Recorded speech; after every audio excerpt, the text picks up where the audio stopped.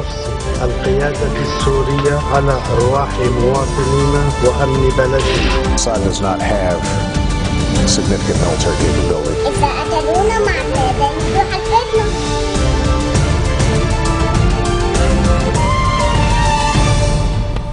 Bonjour à tous et merci de nous rejoindre sur Futur TV pour cette nouvelle édition de la rédaction. Voici les titres de ce journal. L'accord conclu ce samedi entre Américains et Russes sur les armes chimiques en Syrie est assez largement salué. Paris qui parle d'une avancée importante. Pour Téhéran, l'entente témoigne de la raison des dirigeants américains. John Kerry est arrivé à Jérusalem pour un entretien avec le Premier ministre israélien Benjamin Netanyahou, un entretien qui devrait porter sur la Syrie et les négociations israélo-palestiniennes. Le Hezbollah accuse l'Alliance du 14 mars d'entraver la formation d'un nouveau gouvernement d'union nationale et de chercher à paralyser le pays pour servir les intérêts d'Israël. Et à suivre également dans le journal, une vague d'attaques a fait 28 morts et des dizaines de blessés ce dimanche matin à travers l'Irak, selon un nouveau bilan communiqué de sources médicales.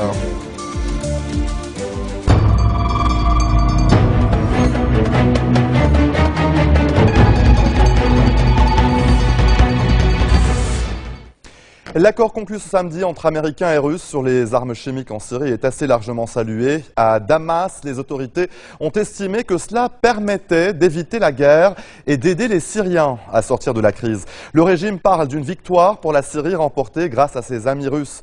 L'accord entre Washington et Moscou a par ailleurs reçu ce dimanche le soutien de Pékin. La crise syrienne ne peut être réglée avec des moyens militaires, a indiqué le ministre chinois des Affaires étrangères, Wang Yi. Autre réaction, celle du chef de la diplomatie française en visite justement à Pékin, l'accord de Genève. Le projet d'accord cadre est une avancée importante, a commenté Laurent Fabius, qui a aussi prôné une solution politique face au nombre croissant de victimes en Syrie. On l'écoute. Puis ce n'est qu'une première étape parce que on va se trouver devant une situation évidemment très paradoxale. D'un côté, on aura avancé sur la destruction des armes chimiques, bravo, mais de l'autre, les morts, chaque jour par centaines, continueront à s'accumuler en Syrie. Et c'est donc à cela aussi qu'il faut maintenant s'attaquer, c'est-à-dire trouver une solution politique à la crise syrienne. La solution politique est indispensable, mais elle ne peut intervenir que si, d'un côté, des représentants du régime, de l'autre, des représentants de l'opposition modérée peuvent se parler. C'est ça l'objectif de Genève II, devant déboucher sur un gouvernement de transition par consentement mutuel doté de tous les pouvoirs exécutifs. C'est maintenant la tâche qui est devant nous. Et bien sûr, il faut à cet égard que l'opposition modérée, j'insiste modérée, on ne parle pas des terroristes qui doivent être combattus, mais l'opposition modérée doit pouvoir se renforcer. Et de l'autre côté, il n'y a ni arsenal, ni vecteur, ni technique. Et enfin, j'ajouterai que les 1500 personnes au minimum qui ont été tuées étaient dans un secteur tenu par les résistants. Quand vous mettez tout ça bout à bout, je pense qu'il n'y a pas beaucoup de doutes.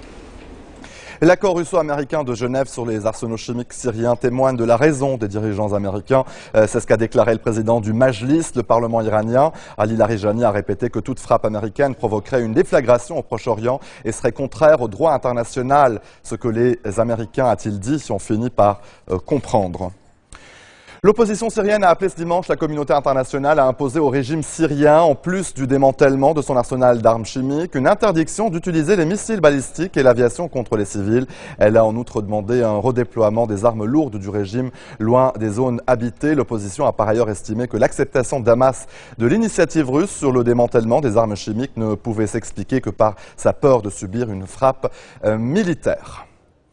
Le chef de la Ligue arabe a salué ce dimanche l'accord sur le démantèlement d'armes chimiques en Syrie. Et c'est donc une réaction de Nabil El Arabi, le chef de la Ligue arabe, qui a donc également estimé que cet accord va ouvrir la voie à une solution politique au conflit et contribuerait à offrir de meilleures conditions pour aller à la conférence de Genève 2.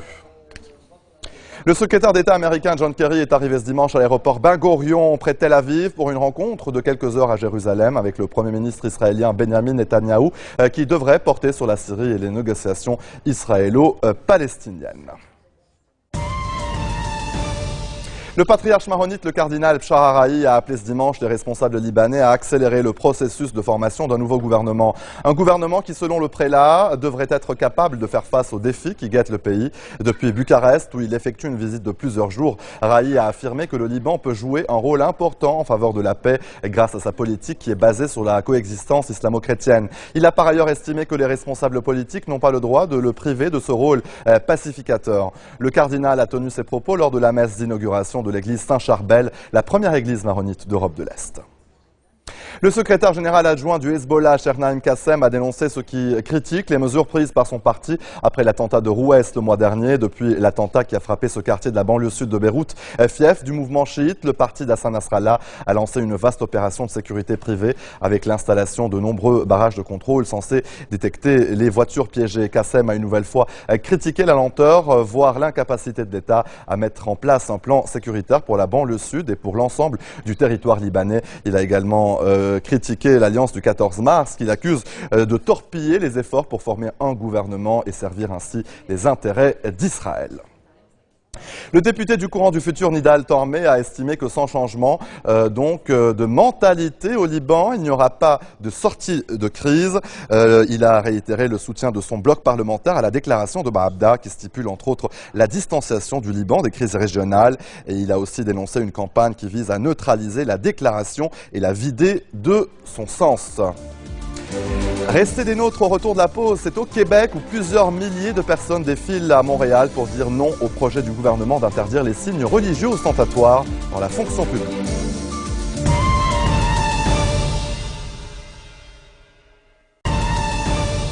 Retour sur le plateau de l'info, une vague d'attaques a fait au moins 28 morts et des dizaines de blessés ce dimanche matin à travers l'Irak. Selon un nouveau bilan communiqué de sources médicales et policières dans le sud du pays, 16 personnes ont notamment péri dans l'explosion de 4 voitures piégées à Hilla et ses environs. À Bagdad, une bombe a explosé au passage du convoi du chef de l'Assemblée provinciale de Bagdad, Riyad El-Hada, un sunnite qui est sorti indemne de l'attentat. 2 personnes, dont un de ses gardes du corps, ont toutefois été tuées et 4 autres blessés. Allez, en bref, dans le reste de l'actualité, au Québec, plusieurs milliers de personnes ont défilé à Montréal pour dire non au projet du gouvernement d'interdire les signes religieux ostentatoires dans la fonction publique. Il s'agit d'interdire aux fonctionnaires de porter une kippa, un voile, un turban ou une croix. Le gouvernement québécois dit vouloir défendre l'idée d'une laïcité à la française. Ce projet de loi sera discuté à l'automne par les députés québécois. L'ouragan baptisé Ingrid se rapproche des côtes du Mexique qu'il devrait toucher ce lundi matin. Toute la zone a été placée en alerte rouge. Ces dernières heures, Ingrid a gagné en intensité avec des vents à plus de 130 km/h et de fortes précipitations. Ingrid est le 2e ouragan de la saison des cyclones dans l'Atlantique. Aux États-Unis, on est sans nouvelles de plus de 500 personnes au Colorado où l'état d'urgence a été décrété. Cet état de l'Ouest américain est en proie à des très importantes inondations depuis plusieurs jours. Les autorités disent avoir retrouvé les corps de 5 personnes. Les secours s'organisent par les airs. Des milliers d'habitants ont déjà dû quitter leur logement face à la montée.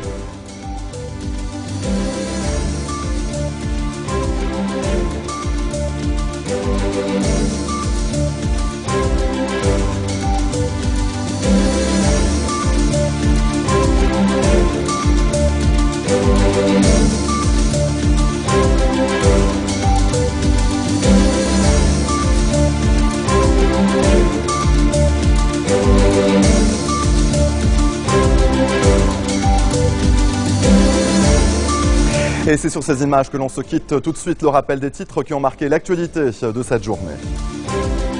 L'accord conclu ce samedi entre Américains et Russes sur les armes chimiques en Syrie est donc assez largement salué. Paris parle d'une avancée importante pour Téhéran. L'entente témoigne de la raison des dirigeants américains.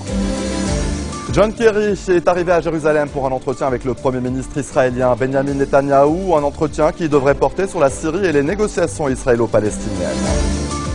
Le Hezbollah accuse l'alliance du 14 mars d'entraver la formation d'un nouveau gouvernement d'union nationale et de chercher à paralyser le pays pour servir les intérêts d'Israël.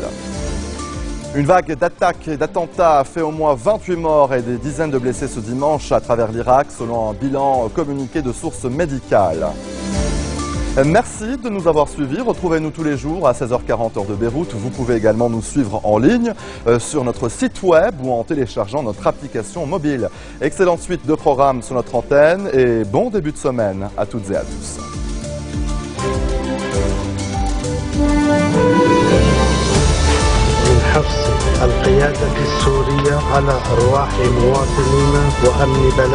Assad does not have significant military capability. إذا قتلونا مع التابعين يحددنا